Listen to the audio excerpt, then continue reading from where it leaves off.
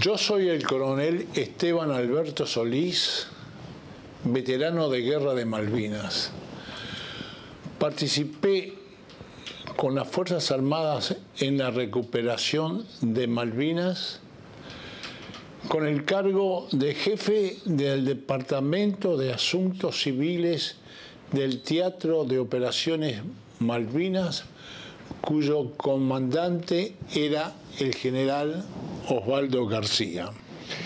Mi nombre es Ariel Dardo Fuello. En 1982 participé de la recuperación de Malvinas con la Compañía de Ingenieros de Combate 601, formada en la Escuela de Ingenieros. Yo soy el comodoro retirado Gerardo Isaac.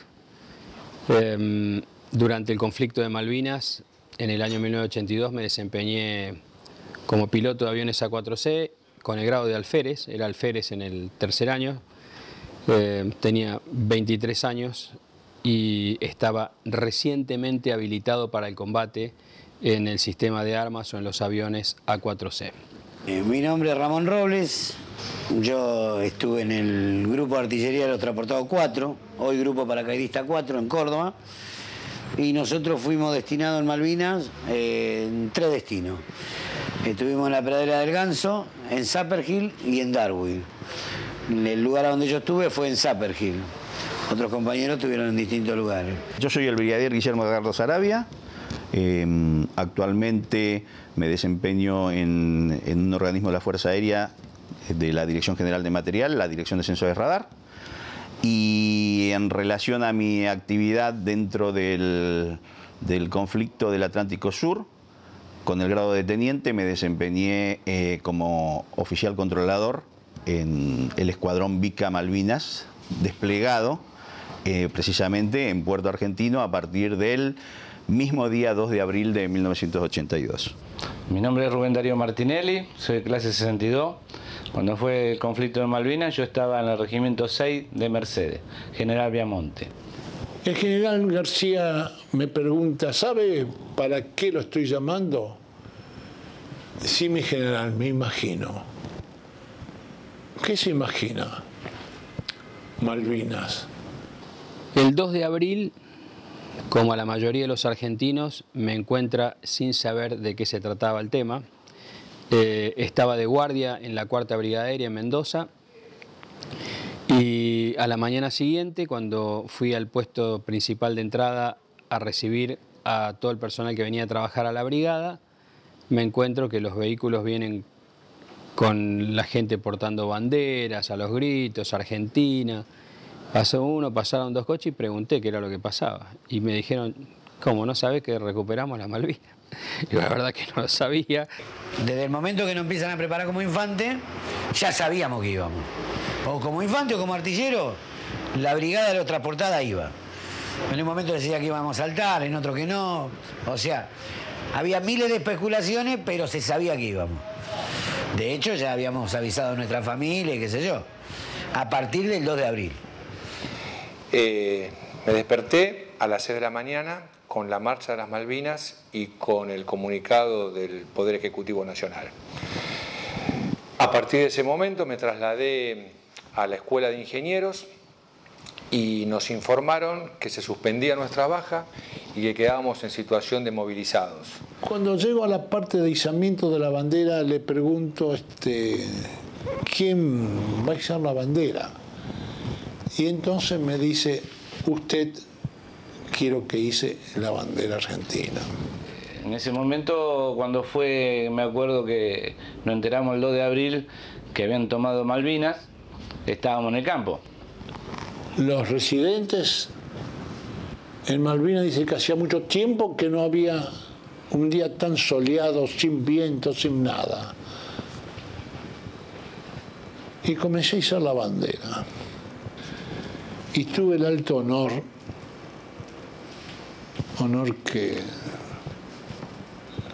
realmente está escrito en libros, en plaquetas, que me hacen sentir en una forma muy especial.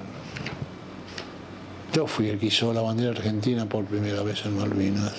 El día 6 de abril nos convocan nuevamente y nos informan de que vamos a ser movilizados hacia el sur o posiblemente a Malvinas.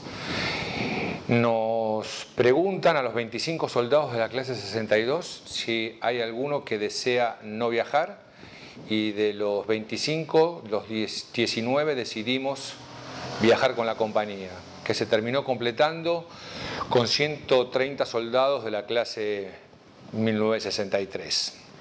Nosotros nos miramos, era la primera vez que la dictadura te preguntaba qué quería hacer. Había 500 soldados en el cuartel, 470 estaban en la parte que querían ir. El despliegue nosotros lo hicimos el día 1 de abril. Desde la primera brigada aérea salimos en 12:130, llegando a Comodoro Rivadavia. Hicimos noche en Comodoro Rivadavia y a la mañana, a la madrugada del 2 de abril, sin saber todavía hacia dónde íbamos,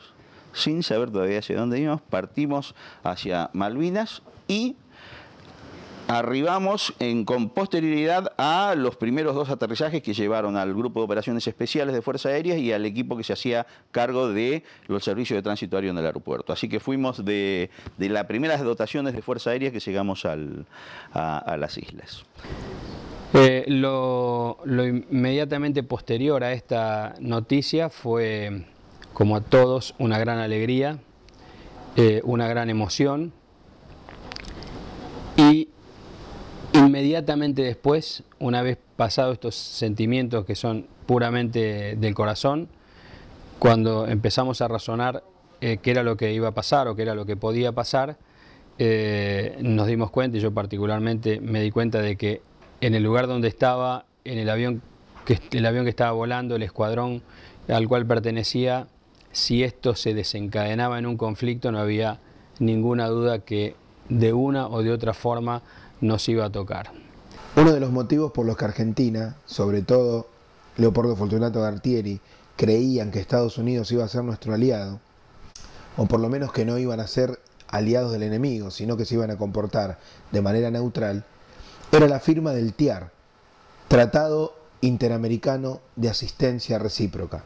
El gobierno argentino pensaba, a partir de haber efectuado en Centroamérica tareas de instrucción de tropas insurgentes, que Estados Unidos o iba a ser un aliado argentino o como máximo iba a ser neutral y no un aliado incondicional de Inglaterra, como lo fue durante la Primera, la Segunda Guerra Mundial y en todos los conflictos que tuvieron y participaron siempre en conjunto. El TIAR era un tratado de mutua defensa firmado en el año 1947 entre todos los países de América. Claro está que en ese momento el comunismo, la Unión Soviética, estaban enfrentados por ser el poder mundial con los Estados Unidos o los custodios de la libertad. Sin embargo, tanto Estados Unidos como nuestro país hermano, Chile, se encargan de declarar fehacientemente que Argentina había invadido un territorio extranjero. Por lo tanto, el TIAR no podía ser llamado, convocado o invocado en esta circunstancia en 1982. La situación de Margaret Thatcher como primera ministra del Reino Unido se vio fortalecida por este hecho ocurrido en el Atlántico Sur.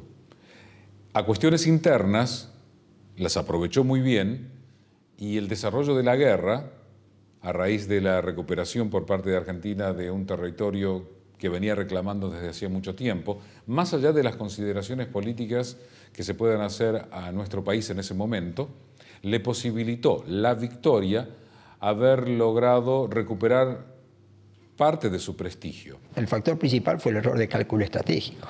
El error de cálculo estratégico que partió de que Estados Unidos no iba a respaldar a Gran Bretaña y que Gran Bretaña no iba a ir a una guerra por las islas. Si en el verano del 82 uno hubiera dicho, a ver, ¿cuántos días de combate aguanta una brigada del ejército argentina contra una brigada de tropas profesionales de la OTAN? 48 horas, 24 horas. No sé si está claro. Ya una vez en el terreno, es decir, el gran error fue haber pensado de que los británicos no iban a ir a la guerra. Y vinculado a esto, haber pensado que los americanos le iban a dar asistencia tecnológica, de inteligencia, de bases a los británicos. Ese fue el gran error. Una vez que se cometió ese error, la guerra, mi opinión, otros piensan de otra manera, pero mi opinión era problema semana más, semana menos, mes más, mes menos. Cometido el error en la visión estratégica. El presidente de nuestro hermano pueblo del Perú, Belaúnde Terry, decide llevar la propuesta llamada de 3 banderas a la ONU.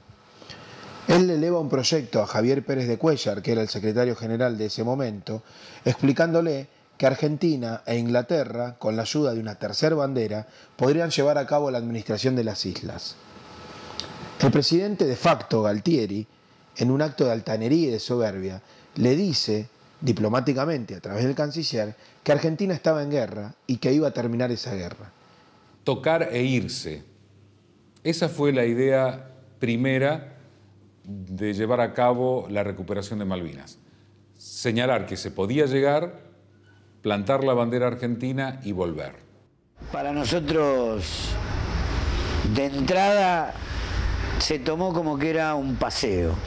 Las cosas cambiaron cuando el país, y mismo Galtieri había señalado que vinieran, que se le presentaría batalla. Que sepa el mundo, América, que un pueblo con voluntad decidida como el pueblo argentino, si quieren venir, que vengan, les presentaremos batalla. Ahí es donde comienza la verdadera guerra. El 8 de abril, cuando nos movilizamos a Malvinas, 2 días antes, el 6, nos entregaron todo el equipamiento. Una de las cosas que nos llamó poderosamente la atención, que la ropa con la que íbamos a viajar a Malvinas eran de origen israelí. Es decir, para un desierto seco, con altas diferencias de bajas y altas temperaturas, pero no preparado para un clima de humedad. El armamento que llevamos básicamente era un fusil FAL que tenía unos 15 o 20 años de uso. Y bueno, todos contentos, felices, que Argentina había tomado Malvinas, ese territorio perdido que está tomado por los ingleses. Agarramos eso el 10 de abril, nos avisan que tenemos que ir a Malvinas, ahí en el campo. Entonces nos subieron a los 3 choferes que estábamos y nos llevaron al regimiento. En marzo de 1982 completábamos 14 meses de servicio militar. Para el 2 de abril necesitábamos ir a nuestra escuela de ingenieros, donde hicimos el servicio militar, para ir a buscar nuestra libreta de enrolamiento firmada. Ese día 23 de marzo se tomó la orden de la recuperación de Malvinas. De inmediato se lo comunicaron a Nicanor Costamendi. Un tema importante para resaltar es que a Malvinas fuimos movilizados alrededor de 9.000, 9.500 soldados. Un tema de inteligencia previo para tener en cuenta fue que a los 5 días de haber recuperado Malvinas, Inglaterra pone en movimiento una flota de 45 buques que necesitó cargar 1 millón de artículos para movilizarse. Con lo cual está muy claro de que los ingleses prepararon la flota para zarpar hacia Malvinas muchos días antes del día 2 de abril. ¿Por qué? ¿Por qué no se podía ganar? Estábamos todavía en la Guerra Fría. Si Argentina derrotaba a la segunda potencia militar de la OTAN, en el contexto de la Guerra Fría, esto significaba un golpe tremendamente importante para la OTAN como factor de disuasión desde el punto de vista militar. ¿Se podía haber demorado a lo mejor, pero no haber ganado. Y es muy simple, una vez que en cualquier teatro de guerra aeronaval gana el que tiene el dominio del aire y el dominio del mar. Y los ingleses tenían el dominio del aire y tenían finalmente habían adquirido el dominio del mar. Entonces, en cualquier guerra insular, si quien tiene el dominio del mar y el dominio del aire termina ganando. Lo demás se puede haberse prolongado más o menos. Mi llegada al Cuerpo de Ejército 5, donde prácticamente se planificó la mayor parte de la operación de la recuperación, fue producto de que, habiendo estado en la Escuela Superior de Guerra y luego de un famoso discurso en homenaje al Luis María Campo, el director de la Escuela Superior de Guerra, desplazado a Bahía Blanca, donde se me dio ahí el cargo de jefe también de Departamento de Asuntos Civiles del Cuerpo de Ejército 5. No había una conciencia de que realmente se iba a una guerra en la cual iba a haber caídos, iba a haber muerte, iba a haber mutilados, iba a haber el horror que se vivió. Nos vendieron de que íbamos a participar del conflicto y que iba a haber una negociación. Nadie estaba, ni siquiera los mismos militares estaban conscientes de contra quién nos enfrentábamos. Contra la tercera potencia mundial, la segunda. O sea, no estábamos, no íbamos a combatir contra un pueblo latinoamericano, íbamos a combatir con los reyes de la piratería. Dije que había 3 personas que tenían la responsabilidad de hacer el planeamiento de la recuperación de Malvinas. E insisto, General García, comandante del 5º Cuerpo, Almirante Lombardo, comandante en Puerto Belgrano, y el brigadier Pleser, representante de Aeronáutica.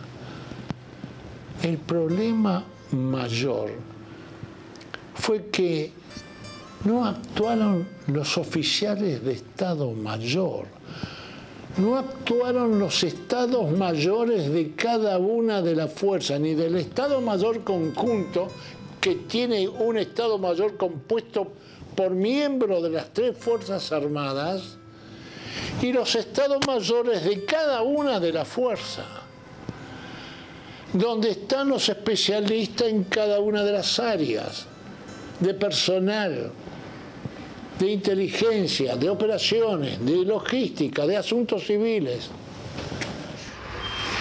El 1 de mayo nos dimos cuenta que estábamos entre el hilo de la muerte y el hilo de la vida. Ahí nos asustamos, ahí lloramos, ahí rezamos, ahí rogamos al sobrevivir. El 2 de mayo, el crucero General Belgrano entraría en la historia de la Guerra de Malvinas. No por la puntería y el alcance de sus cañones de 6 pulgadas, que iban a permitir averiar a otros buques sin que estos tuviesen la posibilidad de responder, sino porque el submarino Conqueror recibe la orden de atacar al crucero con sus torpedos. El comandante, capitán del Conqueror, vuelve a pedir que reconfirmen la orden, siendo consciente del ataque que estaba a punto de perpetrar. Y Margaret Thatcher envía el mensaje que fue tan tristemente famoso: hundan al Belgrano. A las 4 de la tarde del día 2 de mayo de 1982, el crucero General Belgrano recibe el impacto de 2 torpedos disparados por el Conqueror. El primero lo impacta en la zona media, provocando una gran explosión, con la cual generaría la mayoría de las bajas, y el segundo impacta cerca de la proa. Una hora después, el crucero se hunde, llevándose consigo las vidas de 323 marinos argentinos que estaban como tripulantes en el barco.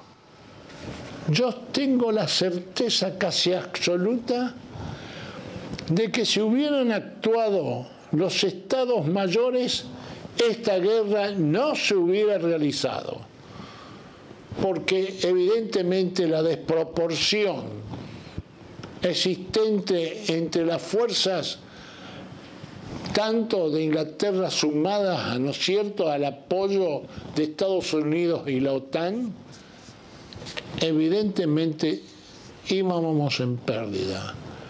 Cuando se hacen los estudios de ventajas y desventajas, uno comienza a darse cuenta que evidentemente no se podía llegar a una guerra. Varios países americanos respaldaron la recuperación de las Malvinas por Argentina. Muchos hicieron eco de la recuperación como una causa patriótica y algunos hasta la apoyaron. Pero el apoyo militar y bélico fue ofrecido por Perú, por Libia y por Israel. Perú ofreció su flota de submarinos y todo su poderío naval, que al ser un país marítimo tenía una excelente flota, y fue rechazado por la Argentina, por lo menos de manera oficial. Y tanto Libia como Israel manifestaron la posibilidad de enviar armamento, pero eso no fue directamente. Fue a través de Perú que se triangularon un montón de envíos y de cargas y descargas que pasando por Perú venían para la Argentina. Perú también le vende a la Argentina 8 aviones Mirage en muy buen estado y con todo el armamento completo y varias reposiciones. Esos aviones llegan a Salta con nuestros hermanos peruanos como pilotos y desde allí algunos insisten en que penetraron aún más en territorio argentino y no hay pocos que comentan que quizá alguno podría haber participado en el conflicto de Malvinas. Pero son versiones que no están reconocidas oficialmente ni por Argentina ni por Perú. Otras de las versiones indican que hubo cajas o cajones con munición y con material bélico que tenían letras en un idioma que podría ser el árabe y estaba relacionado con las armas que Libia había puesto a disposición del Estado argentino. Un tema importante a destacar con respecto a la batalla de Malvinas fue la falta de coordinación entre las tres Fuerzas Armadas. Cada fuerza libró su batalla en forma individual y no en forma coordinada. Nosotros tuvimos la oportunidad, después de haber trabajado con el Batallón de Infantería 5 de Marina, a cargo en aquel entonces del capitán de navío Robacio, una actitud profesional altísima, un comportamiento de sus oficiales, suboficiales y soldados muy importante, que determinaron que en la batalla que se realizó en la posición que estaba este batallón, las tropas inglesas no lo pudieran sobrepasar y solamente depusieron sus armas una vez que fue ordenado por el que era el comandante en jefe del general Menéndez. Estamos con el señor comandante del Batallón de Infantería de Marina número 5, el capitán de fragata Carlos Robacio. Señor comandante, ¿cuál es la situación de su unidad en este momento? Mi unidad está haciendo lo mismo desde hace 20 días. Estamos preparando el terreno. Hemos organizado 3 puntos fuertes, inamovibles, cavados en la roca, que se apoyan mutuamente. Este es mi observatorio y mi puesto de comando pocos metros más atrás. El combate heroico del BIM 5, el Batallón de Infantería de Marina número 5. Había efectivos que sin bala que no se querían rendir. No hubo un comando operacional que dirigiera la guerra en conjunto. Alguien que dijera, el avión sale a las 8 de la mañana y que nadie se lo discutiera. Para que el avión saliera a las 8 de la mañana, el general lo tenía que llamar al brigadier y el brigadier faltaba más mi coronel, como dice la canción, ¿viste? ¿Cómo se defendieron unidades del ejército argentino sin apoyo, por ejemplo, sin el debido apoyo aéreo? La Fuerza Aérea también realizó su batalla en forma personal, con los objetivos que ellos decidían en forma personal, y el ejército movilizó una cantidad importantísima de tropas y a la mayoría las dejó sin movilidad. De hecho, se generaron numerosos pies de trinchera por los cuales muchos soldados argentinos volvieron amputados en sus miembros inferiores, y por otro lado hubo un altísimo nivel de desnutrición y baja de peso en las distintas batallones de infantería que el ejército había diseminado por todas las islas. Nosotros teníamos entre 18 y 20 años. Tipo de 18 y 20 años que lo único que habíamos hecho era un entrenamiento en un campo militar y estábamos dirigidos por militares que lo único que habían hecho era matar al pueblo argentino y reprimir a los trabajadores. Y nos estábamos enfrentando con profesionales que venían de guerra en guerra. Desde Puerto Argentino nos llevaron más adelante, cerca del Cerro de Hermana. Y ahí tuvimos unos días en un galpón que había provisión. Nosotros por ahí 2x3 íbamos, trabajábamos ahí y traíamos comestibles. Hasta ahí hambre no habíamos pasado, sí frío, y el cambio de clima nos no había chocado porque hacía mucho frío. Y la ropa que teníamos no era la indispensable para esos climas. Bueno, cuando llegamos a Malvinas, estuvimos en distintas posiciones, etcétera, etcétera, hasta que empiezan los combates, hasta que empieza la guerra. Cuando dijeron alerta roja, yo dije, este está como un simulacro, no de bolilla. Cuando quise acordar, encontré un ruido distinto. El ruido distinto que era un avión Cigarri que lo atacaba a los cañones de larga distancia. Cuando lo vi que yo, a 10 metros de distancia el avión, y yo me quedé rodilla a tierra, y vi la cara del tipo, yo patente, lo vi la cara del tipo que me miró, pero no si no volaba en 1000 pedazos. El miedo está constante. En realidad el miedo, y esto te lo puede decir, y lo deben haber escuchado en varios, el miedo se manifiesta si uno cumple, tiene claro cuál es su rol en el momento que tiene que actuar y qué es lo que tiene que hacer, ahí no hay miedo. Un momento que me marca mucho es la muerte de mi amigo Néstor Pizarro. Un día recibimos encomienda, estamos trayendo municiones, empieza el bombardeo inglés y a él en el camino una esquirla le atraviesa los pulmones, desde la panza para atrás le revienta los pulmones y lo mata.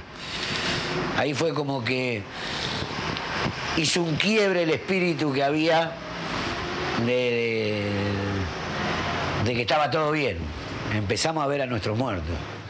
En una de las incursiones de los aviones Vulcan, como blanco de ocasión, en su retirada, dispararon misiles antiaéreos y uno de esos misiles antirradares impactó en este sistema de bitubos que nosotros habíamos trabajado en su enmascaramiento 24 o 48 horas antes. Peludero le cae una bomba al lado y lo destroza la mitad del cuerpo. A González le cae una esquirla y le corta la garganta, le corta la cara. Y fue un día en donde tuvimos casi 20 heridos. Y es como que ahí empezamos a ver y a mirarnos y dijimos, nos van a matar a todos. Fue el 1 de mayo que vi. Ahí, si bien no participé, vi cómo bombardeaban y nosotros no teníamos experiencia de guerra, nada. Ahora podemos tener un poco de experiencia, pero ahí éramos chicos jóvenes, inocentes, que lo único que vivía es tratar de estudiar y vivir la vida diferente. Estando en Malvinas, a nosotros se nos vino la vida encima. Y bueno, eso fue impresionante para mí. La guerra, el que dice que la guerra es linda, está totalmente equivocado. El que dice que la guerra es una actividad placentera o que dice que es bueno estar en guerra todo el tiempo, es porque nunca estuvo en guerra.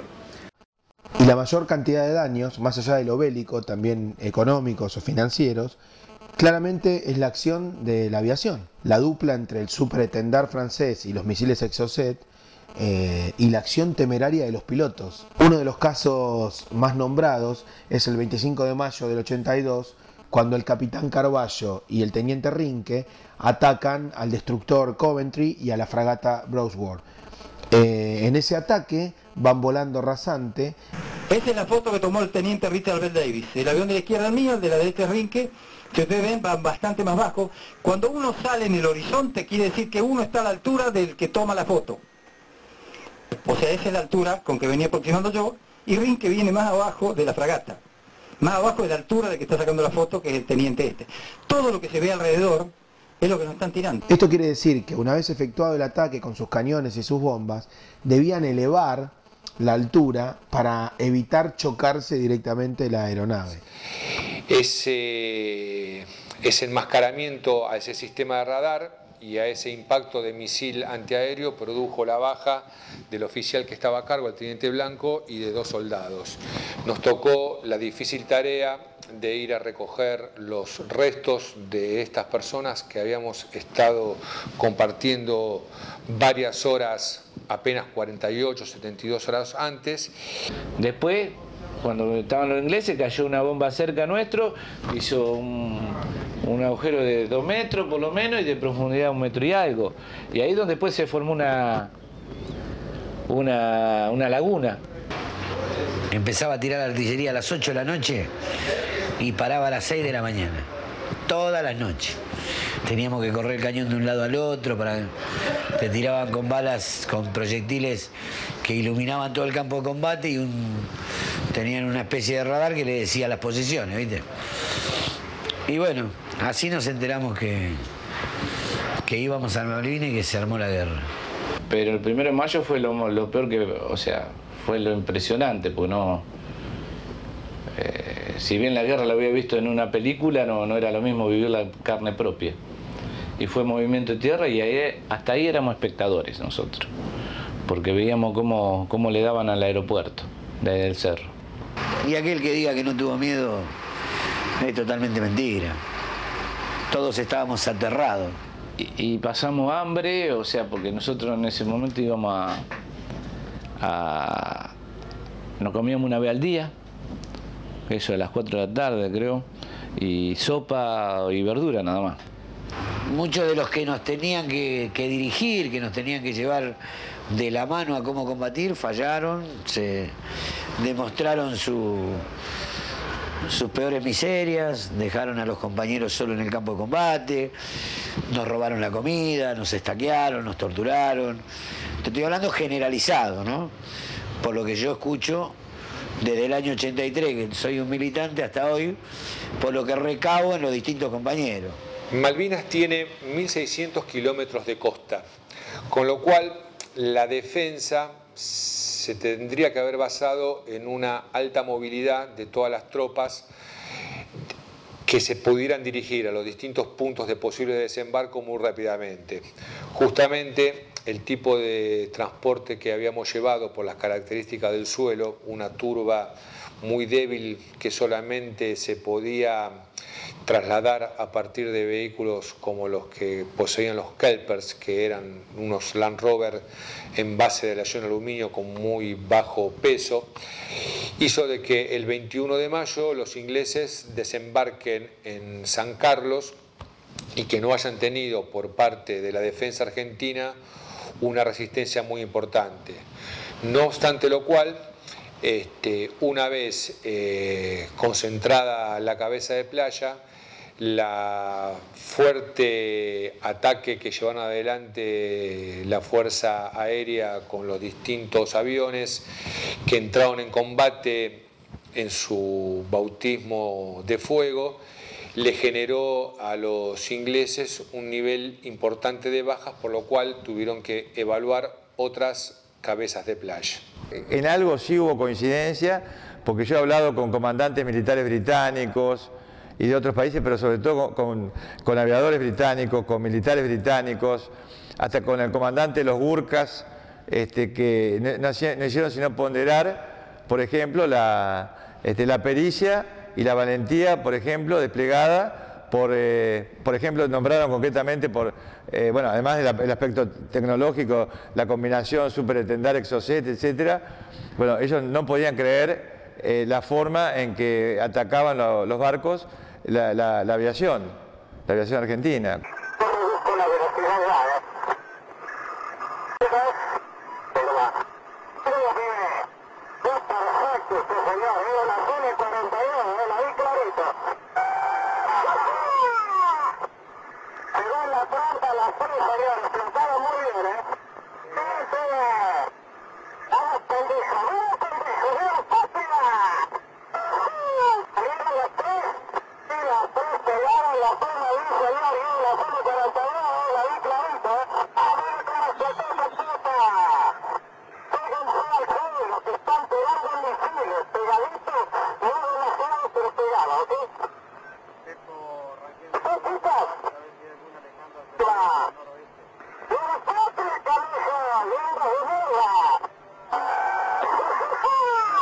De la actividad de ataques a unidades de superficie, a unidades navales, prácticamente nosotros no visualizamos absolutamente nada, porque estaban los buques que fueron atacados, estaban lejos y fueron atacados a muy baja cota. Pero sí nos permitió darnos cuenta, después que ocurrió, porque nos llamó poderosamente la atención, el ataque al Invencible se visualizó perfectamente en sus consecuencias, porque nosotros visualizamos en la pantalla que algo raro estaba pasando por el movimiento distinto que existía hacia el lugar donde estaban los buques. Ya no todos convergían hacia el lugar de donde salían, sino que convergían hacia otro punto. Los Harrier que estaban en vuelo eran recuperados en otros puntos que a nosotros nos producía el desconcierto de decir, ¿qué pasa acá? Acá veo que el misil se desprende. Yo nunca había visto lanzar un Exocet. O sea, para mí los misiles se lanzaban como los que tirábamos nosotros, aire-aire, que salían desde la lanzadora. Pero este era distinto. Este se desprendía completamente inerte y por caída libre. Y unos metros abajo del avión prendía el motor cohete y salía el misil hacia adelante. Los Super en este punto regresan hacia Río Grande, se terminaba su misión acá, ellos ya no tenían más nada que hacer. Nosotros seguimos volando atrás del misil, atrás de la estela. Unos instantes después de que desaparece el misil en el horizonte, en el mismo horizonte y en el mismo lugar donde desaparece el misil, aparece la silueta de un barco, de un buque, totalmente distinta a la silueta de un buque normal. Sentí una explosión a mi izquierda, miré y vi una 4 que explotaba, se le volaba un pedazo de plano e impactaba en el agua. Esa fue una imagen muy fugaz. Volví a mirar al portaaviones, sigo viendo al frente, entro a distancia de cañones, un poco antes en realidad de distancia de cañones, empiezo a tirar, sabiendo que empecé a tirar antes, pero en realidad ya me había pasado anteriormente. El entrar tirando cañones me fortalecía, o sea, me daba a mí, me daba coraje, me daba energía, no sé, era algo, y sentía que no me iba a pasar nada. Y cuando estuve encima, el portaaviones estaba totalmente cubierto de humo, de la mitad para abajo era todo humo. Estaba lleno de humo, estaba envuelto en humo. Mi altura de vuelo era entre la pista y el agua, entre la pista del portaaviones y el agua, estaba en la mitad, y al portaaviones lo agarro desde atrás. O sea, el portaaviones estaba yendo en la misma dirección que yo estaba atacando. Así que le tiro mis bombas en la popa, la parte de atrás, y como estaba muy cerca y no pude salir por arriba porque era muy grande y muy alto, hice un viraje a la derecha y le pasé por todo el lateral derecho al portaaviones. Viré a la izquierda y puse rumbo de escape. No me contestó nadie, así que seguí solo mi rumbo de escape y después de haber volado unos cuantos minutos vi adelante mío en el horizonte un puntito negro y lo primero que pensé es que era un Harrier que me venía a interceptar. Lo volví a ver y el puntito seguía en el mismo lugar, así que rápidamente me di cuenta que el punto no venía sino que iba y que era otro A4 que había logrado salir. Llamé, no me contestó, me empecé a acercar, era una A4 indudablemente, así que cuando estuve bien cerca formé, me puse pegadito y el piloto levanta el brazo y hace una seña para que me reúna. Y cuando levanta el brazo veo que tiene el buzo color naranja, el buzo antiexposición. Y en nuestro escuadrón, que teníamos limitada cantidad de buzos y nos lo cambiábamos, había solamente 2 buzos color naranja. Uno era el mío y el otro era el del primer teniente Ureta. Éramos los únicos 2 que teníamos buzo naranja. Así que cuando levantó el brazo me di cuenta que era Ureta y también me di cuenta que los 2 derribados habían sido Vázquez y Castillo. Le formé, seguimos volando con rumbo de escape. Al tiempo pudimos restablecer la comunicación radioeléctrica, nos volvimos a comunicar. Ahí sí rápidamente nos pasamos el informe del vuelo, que habíamos visto el portaaviones, que habíamos tirado. Los 2 derribos era un tema muy importante. Yo le comenté que había visto 2 derribos, él me dijo que había visto uno solo. Así que le comenté que el segundo sí lo había visto yo también, así que había 2 aviones derribados. Y lo siguiente que hacemos es decidir si volvíamos a la base directamente o volvíamos a los reabastecedores que nos estaban esperando en un punto en el medio del océano para ver si necesitábamos combustible.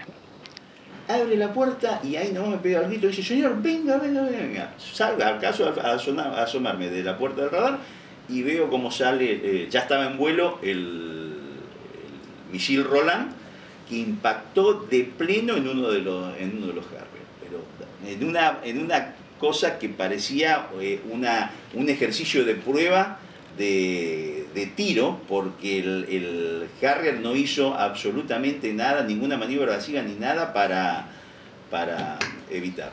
Y cuando explotó la bomba, ahí vimos que estaban a 30 metros nosotros los ingleses.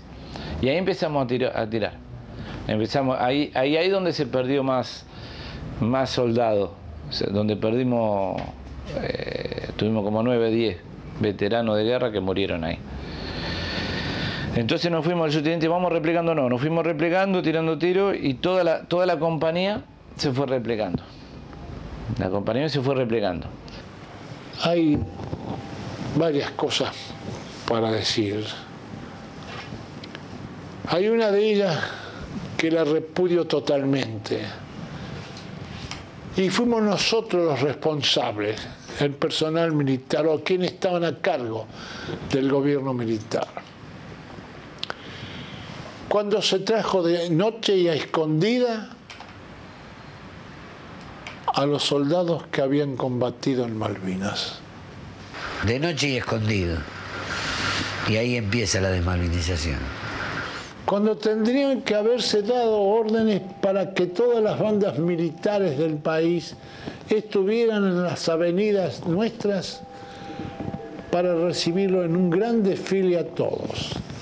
Que nosotros apenas vinimos, no nos hicieron un desfile. Entonces ningún gobierno nos hizo un desfile. Y estamos pidiendo a gritos, porque se vio en el Bicentenario, cuando venían nos pedían autógrafos, nos abrazaban, se sacaban fotos la gente con nosotros. Para que la ciudadanía pudiera directamente gozar del saber de que su hijo, su primo, su sobrino, su novio, su hermano, su tío, venía con vida. Nosotros queremos tener un desfile, que antes de morirnos, que queremos desfilar con nuestros compañeros que estuvieron en Malvinas. No queremos más que eso. Íbamos también a tener gente llorando porque había muchos que no volvieron, porque quedaron allá. Y merced a esa orden donde estuvo Viñones, Nicolaides, etcétera, no se cumplió. Y nosotros, por segunda vez, lo derrotábamos a aquellos soldados que venían derrotados. La ciudadanía lo volvía a derrotar. ¿Cómo no iban a quedar acobardados, lastimados? Porque muchos vinieron no solamente heridos en el cuerpo, sino con mutilaciones en el alma, con mutilaciones en su cabeza. Y no fue reconocido el veterano de guerra como tal.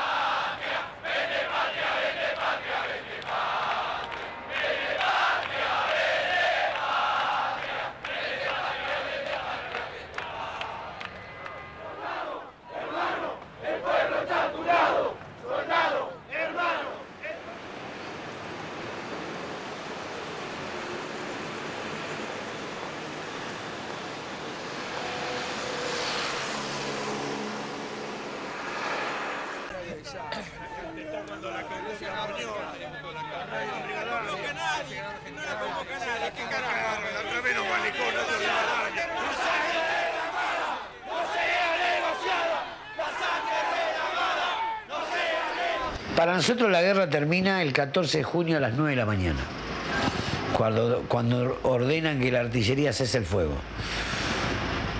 La unidad en la que yo estuve fue la última unidad en dejar de disparar con un solo cañón.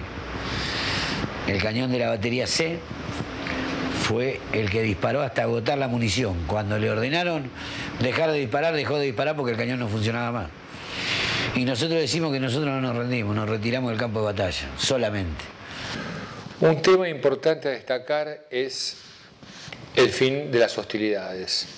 El 14 de junio, el jefe de las Fuerzas Armadas destacadas en Malvinas, Mario Benjamín Menéndez, firma el cese de hostilidades, tachando en la declaración escrita por los ingleses la rendición incondicional, con lo cual lo que se firma es un cese de hostilidades vigente hasta ahora.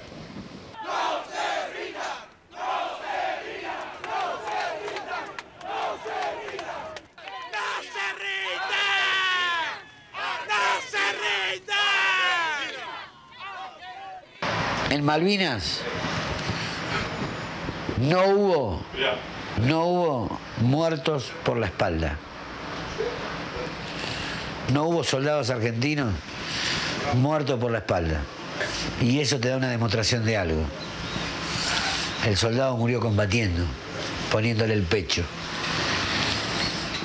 Una vez firmado el cese de hostilidades o el cese de fuego, porque Argentina nunca se rindió, se le encarga desde el Estado argentino a un general de mucho renombre, el general Rattenbach, la elaboración de un informe para saber las causas, el desarrollo y las consecuencias de la guerra. En 2011 la presidenta Cristina Fernández de Kirchner hace público este informe y también inicia una investigación para saber cuáles eran los resultados. Esto es... hace años que esta gente se ocupa de territorio de todo lado. No le hace nadie al mundo, no le hace tener una guerra. Porque si bien lo que están combatiendo, lo que están en Malvinas sufren, tus familiares sufren, el ser humano sufre. Y vos ves lo bajo que es el ser humano cuando pasa hambre. Ve todas situaciones que en tu puta vida ibas a creer verlas. Los nuestros murieron en el puesto de combate. Y eso es un orgullo. Pibe de 18 o 20 años, asustado, aterrorizado, como vos le quieras llamar, no se rindieron. El hambre es lo peor que le puede pasar. Y ahí, hambre, frío. Y tenemos tanta riqueza acá, pero yo sé que Malvinas es nuestra. Hay que sacarla diplomáticamente, que no creo tampoco. Pero para mí, ojalá que nunca haya más una guerra. No se lo deseo a nadie lo que yo pasé. No creo ser demasiado melodramático, pero los ingleses avanzarán tanto como nosotros los dejemos avanzar y tanto como nosotros tengamos una proyección de país, tanto como nosotros querramos ser una nación. Yo tengo que decir con realidad que hubo provincias, muchas provincias, que le otorgaron subsidios especiales a los veteranos de guerra. Por ejemplo, acá en Buenos Aires se le otorgó solamente a los soldados, como si se olvidaran que hubieron suboficiales, oficiales y jefes también ahí en el combate.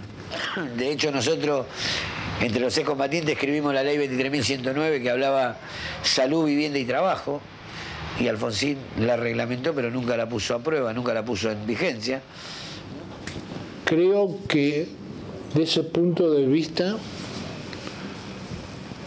yo tengo que rendirle un homenaje a quien se preocupó por otorgarle un subsidio real a los veteranos de guerra.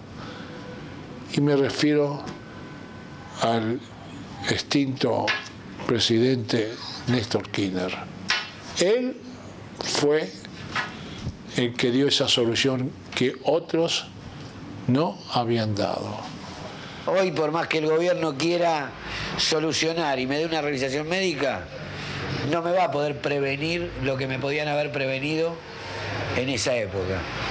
Y los radicales fueron los principales mentores, juntos, o sea, trabajaban para la Embajada de Inglaterra en el hecho de que de desmalvinizar. Y un claro ejemplo tenemos cuando Caputo asustó a todo el pueblo argentino con el tema del canal de Beagle, que salieron a asustar al pueblo como que iba a haber otra guerra para terminar entregándole a los chilenos el canal de Beagle. O sea, de hecho, ya perdimos ser un país bioceánico. Basta remontarse al territorio del Virreinato del Río de la Plata. Lo que hoy sería Argentina pasaba las cordilleras de los Andes. Íbamos al Pacífico. ¿Cuánto territorio nosotros estamos dispuestos a perder? Esa es la pregunta que cada uno se tiene que contestar. O sea, los radicales son lo más antipatria que hay. Para mí, personalmente. Son los tipos que entregaron todo con tal de no defenderse de nada. No digo que hoy las cosas se estén haciendo mejor o peor, pero sí digo que nosotros, los excombatientes y el tema Malvinas, es como que tomó un vuelo mucho más alto a partir del 2004, a donde se nos empiezan a abrir las puertas para... O sea, nosotros tirábamos la piedra de la vereda de enfrente. No sé si me explico. Tirábamos la piedra, queríamos abrir la puerta a piedrazo. En un momento del otro lado, cuando cambia el gobierno y viene Kirchner, dice, bueno, a ver, a ustedes que tanta piedra tiren, pasen de este lado y demuéstrenme qué pueden hacer. Porque es fácil tirar piedra de un lado y ser oposición. Lo difícil es conducir. Mire, hay un experto ruso en temas latinoamericanos que publicó un libro sobre América Latina hace un par de años que tiene un capítulo sobre la guerra de Malvinas. Y dice, cuando se escriba la historia dentro de décadas, la guerra de las Malvinas va a haber sido la primera guerra por el control de la Antártida. Más allá de Margaret Thatcher o el nombre que le hubieran querido poner a cualquier primer ministro o primera ministra, si hubiera sido otra persona, es el hecho que Gran Bretaña tiene proyecciones. Y las proyecciones en el Atlántico Sur no solamente son las Islas Malvinas, van mucho más allá. Cuando se escriba la historia dentro de décadas, la guerra de las Malvinas va a haber sido la primera guerra por el control de la Antártida. Yo creo que lo de Brasil es muy importante y creo que este es un tema que en alguna medida la Argentina tiene que plantearse. Si no, tiene que llevar el tema Antártida a UNASUR. ¿No es cierto? Algunos en Argentina lo resisten. Yo sería partidario de llevarlo. Creo que a Brasil tiene que ser un aliado de Argentina y de Chile en la pretensión soberana de ambos países en la Antártida. Los ingleses no dan puntadas sin hilo y Malvinas es un escalón hacia una proyección mayor, que es el sur del continente, la Antártida o todos aquellos territorios que ellos puedan necesitar. Nosotros nos vamos a morir reivindicando la soberanía de Malvinas y tratando de explicar de que Malvinas llega hasta la Antártida. No solamente Malvinas. Por la plataforma submarina, los ingleses van a terminar reclamando la Antártida. Lo que sí se tiene que mantener es un país fuerte que piense en el sur, que no lo declame, que lo haga, que se tengan bases fuertes en todo lo que es la costa de la Patagonia, que Argentina se dedique a preservar su riqueza, que la explote, que la venda, y que tenga presencia. Es necesario tener presencia en el sur. No basta con decir, ese territorio es nuestro, y nunca vas. Porque el territorio que no se ocupa, o el territorio que uno no ocupa, lo ocupará otro. Es decir, en la medida en que los recursos naturales han vuelto a adquirir un gran valor económico, los conflictos territoriales van en aumento y la guerra por el control de los territorios van a ir en aumento. Y ellos avanzarán tanto cuanto más débil se pueda mostrar su adversario circunstancial. En este caso nosotros en el sur. Que la gesta de Malvinas hay que honrarla, sobre todo por la memoria de nuestros muertos, ¿no? Y no necesariamente por el resultado de esa guerra que a lo mejor no debió existir en la forma que fue declarada y desarrollada. Hay muchos que en su epitafio dice, solo Dios conoce tu nombre. Son los que no se supo quiénes eran. Están, sí, bajo el manto que ellos juraron, el del color celeste y blanco y del sol que tiene el cielo. están nosotros los que cayeron en el mar, en ese mar que circunda la isla.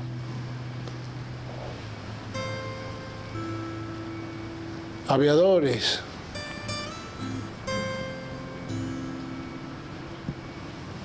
marinos, soldados, civiles, que yacen en el fondo del mar. Yo volvería. Si la patria me necesita, tengo que ir. Pero yo no le deseo a nadie que vaya a una guerra. Con todo lo que sufrimos y todo eso, aparte, está bien, nosotros defendemos la patria porque es así, pero no sirve nada la guerra. Yo creo que volvería. Volvería más que nada por deudas con los que quedaron allá, por un sentimiento de deuda. Obviamente que sabemos que no estamos en condiciones físicas a los 50 años de volver a una guerra, porque no estamos entrenados. Pero si hubiera un combate, volvería. Sin lugar a dudas, volvería a Malvinas. Y estoy seguro que todo el agua que tiene ese mar nunca jamás podrá acabar de apagar el fuego fatuo de todos esos corazones que están ahí y que siguen latiendo,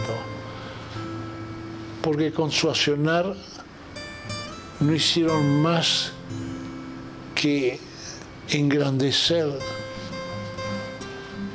las estrofas de nuestro himno nacional cuando dice: o juremos con gloria morir.